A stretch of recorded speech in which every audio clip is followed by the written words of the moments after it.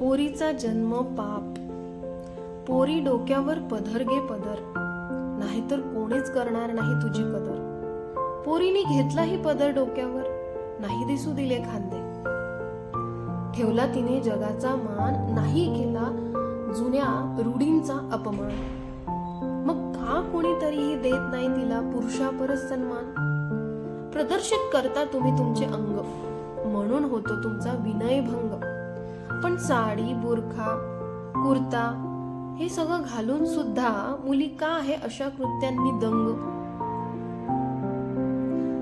3 वर्षाची सानुली 70 वर्षाची म्हातारी, 3 वर्षाची सानुली 70 वर्षाची म्हातारी. सगळ्या बाई जातीलाच जग बसलं आहे शिसारी. काहीतरी पर्याय जगायला देईल का कोणीतरी? काय म्हणायचं काय आहे तुम्हाला? असे कपडे घालू नको, रात्री बेरात्री फिरू नको, नाईट ड्युटी करू नको, जोरात हसू नको, कोणाच्या विरोधात आवाज उचलू नको, एकदम चुप राहायचं, आपलं मत नाही मांडायचं. आणि जर केलीच हिम्मत हे सगळं करायचं, तर तुझ्या आत्म्याशी खेळू आम्ही, तुझ्या मनाचे चितडे चितडे करू आम्ही, आणि आवाज काढलास तर तुझं जीव घेणंही करू आम्ही.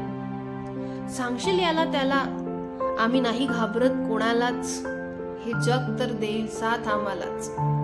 माझी पोर किती गो गुणाची, मी तुला डॉक्टर, इंजिनियर, मास्तरीन बनवीन. सांग कुठे शिकायचं आहे तुला, बाहेरगावी पाठवेन. काय विचार करतात मायबाप?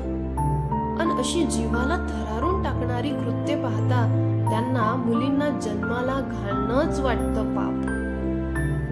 मुलींना कपडे घालण्याचं शिकवण्यापेक्षा किंवा मुलींना कपडे घालण्याचे धडे देण्यापेक्षा मुलांनाच का देत नाही खरं माणूस होण्याची शिक्षा?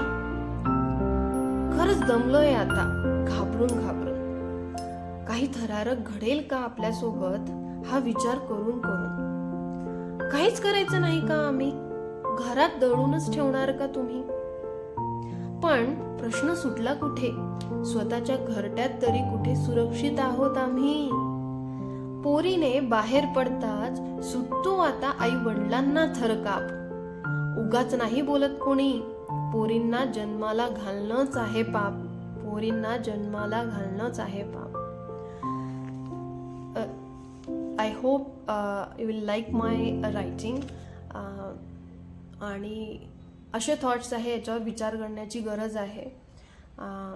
आणि शेवटपर्यंत व्हिडिओ बघण्यासाठी thank you so much. And if you like it, like, subscribe and share. आवडला असेलच अशी मी अपेक्षा ठेवते. Thank you so much for watching.